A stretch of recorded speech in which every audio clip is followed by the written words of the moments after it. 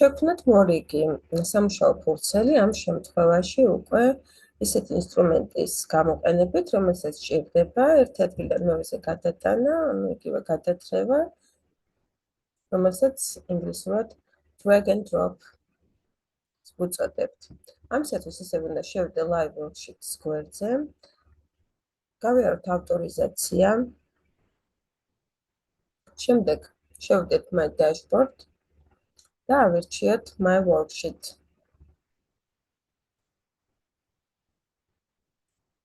Add worksheet დავაკლიკოთ იმისათვის, რომ შევქმნათ ჩვენი სამუშაო ფურცელი.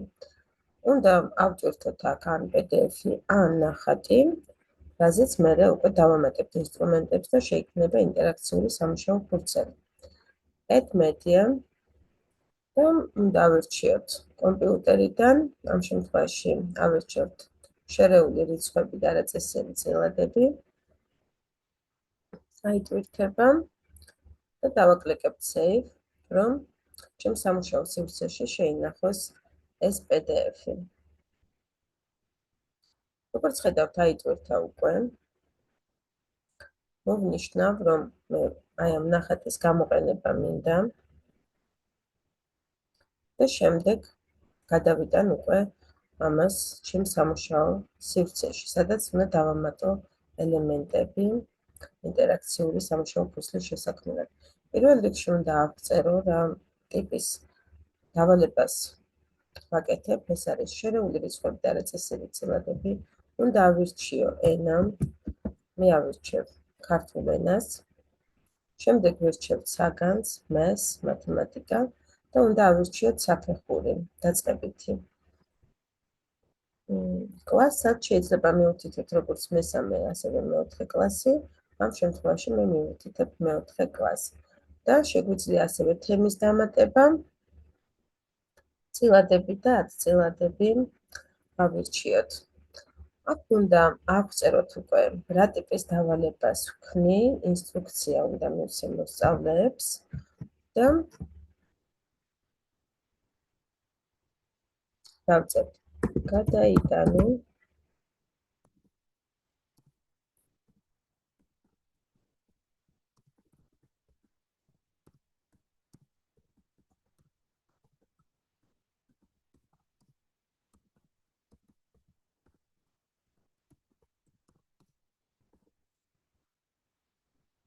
იტანე არაწესიერი წილადები და შერეული რიცხვები დიაგრამის შესაბამის ველში.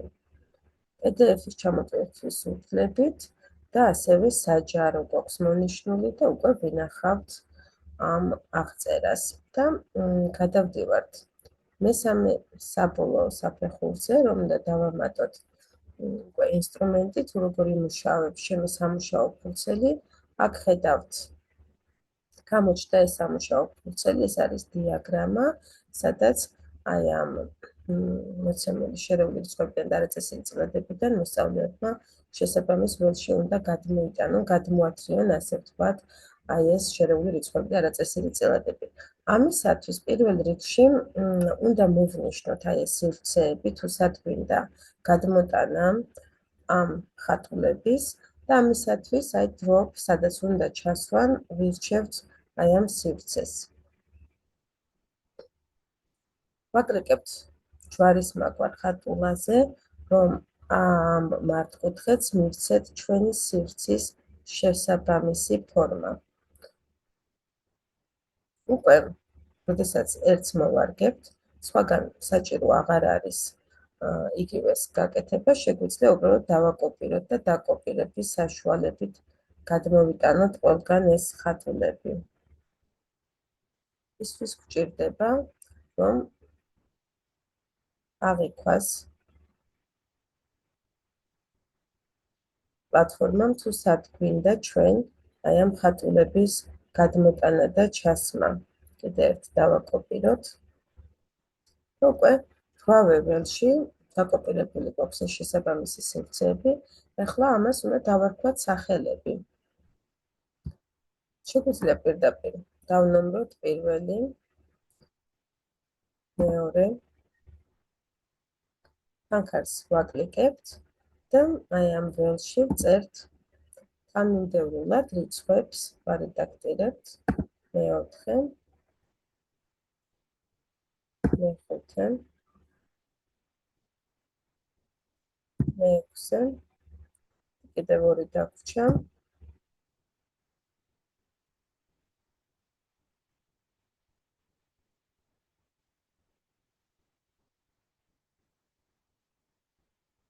და მე. დავასრულეთ უკვე იმ ადგილების მონიშნა, სადაც გვინდა, რომ მოვიყვანოთ, ასე ვთქვათ, ჩვენი ხატულები. ახლა აქ რა ნომრებიც მივანიჭეთ თითოეულ სივრცეს, იგივე ნომერი უნდა მივანიჭოთ აი ამ ხატულებს, რომ შემდეგ, როდესაც გადმოიტანს მოსწავლე ამ ხატულას შესაბამის ველში, სწორად აღიქვას და სწორ ფორმად ჩათვალოს. ამისათვის ახლა ვირჩევთ უკვე დღე, ანუ გადათრევას და აი ამ ელემენტს ვცდილობთ, რომ მოვარგოთ ისევე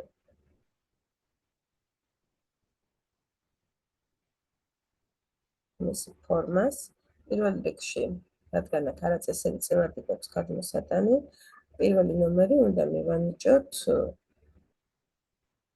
ხატულას, რომელსაც დაწერია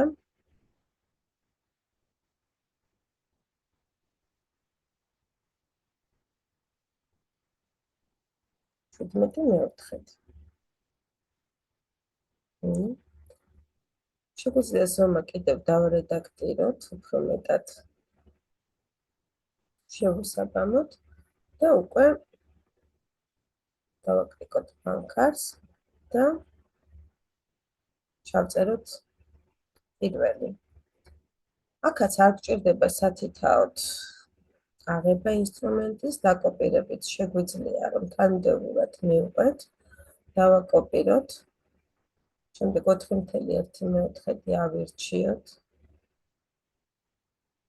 ოდნავ შეიძლება გავადიდოთ, რადგან ეს პანჯარა ცოტა დიდია. ბანკარს დავაკლიკოთ და მეორე მივანიშნოთ. ახლა ამ ველის შესაბამისი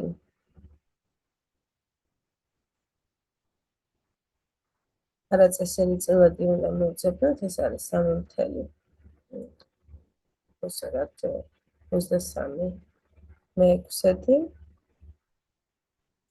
და მესამე ნომერი უნდა მივანიჭოთ ამას. შემდეგ უკვე 3.5 მე-6, აქაც ვაკოპირებთ ნებისმიერს. უბრალოდ ვუცვლით ნომერს და 3-ის ნაცვლად ვწერთ 4-ს, რომ 4 შესაბამის ველთან იყოს მისი ჩასმა შესაბამისი. გადავდივართ ახლა მე-5 ნაწილში, აქ არის 9 მე-4, ამიტომ დავაკოპირებთ ნებისმიერს, მივიყვანთ 9 მე-4-თან და ჩავწერთ მე-5-ს. შემდეგ მე-6-ს 2.1 მე-4 დავაკოპირებთ აქაც.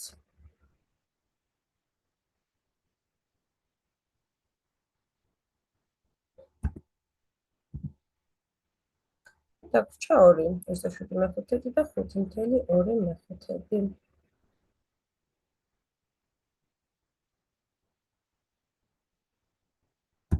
მე-7 და ეს იქნება მე-8. ამით დავასრულეთ უკვე დარედაქტირება ჩვენი PDF ფურცლის. ახლა უნდა ჩამოვიდეთ ქვემოთ, შევინახოთ და გადავხედოთ. რამე შეცდომით ხომ არ გავაკეთე შემთხვევით და ხომ არ სჭირდება კიდევ დარედაქტირება. უნდა შევამოწმოთ ჩემი სამუშაო ფურცელი, რამდენად სწორად მუშაობს.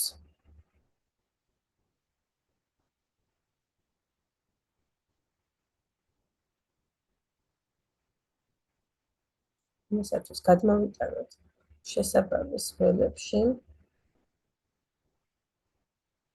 ნამდვილობას არ აქვს, რა თქმა უნდა, მნიშვნელობა, როგორი თანმიმდევრობითაც მინდა იმ თანმიმდევრობით გადავიტან.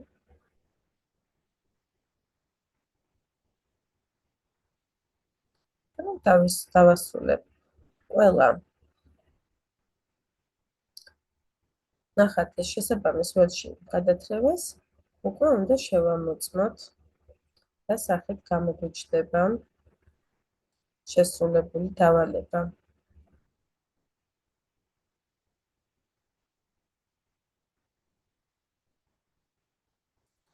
Shock results ვაკლიკებთ შემოწმებას და თუ კი მოსწავლემ ყველა შერეული რიცხვი და არაწესიერი წილაკი სწორად გადაიტანა, მაშინ ის მიიღებს 10-დან 10 ქულას.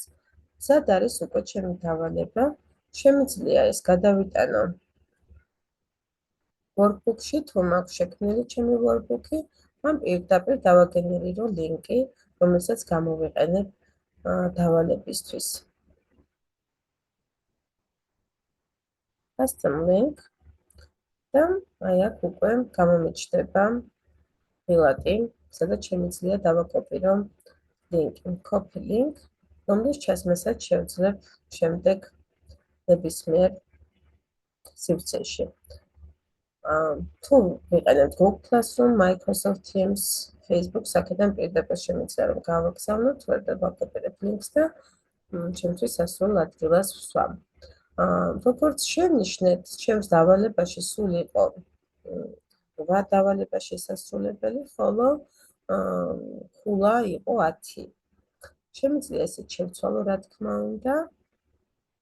და აქ მაქსიმალური ქულა რომ წერია 10, გავხადო 8, 8-დან 8, თითოს თითო მივანიშნო, ან დავტოვო ისევ 10.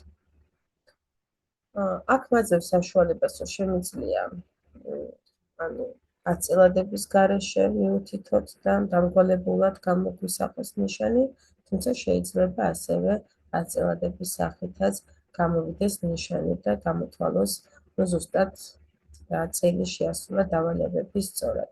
თუ დანარჩენ გრაფებს არ ვცვლით და არ ვუთითებთ, რომ მაგალითად დროის ლიმიტს ვუზრუნველდებთ მოსწავლეს, ან რამე სხვა შემზღუდავ პირობას ვუწესებთ, ამ შემთხვევაში უკვე ჩვენი დავალება მზად არის და შეგვიძლია რომ გამოვიყენოთ.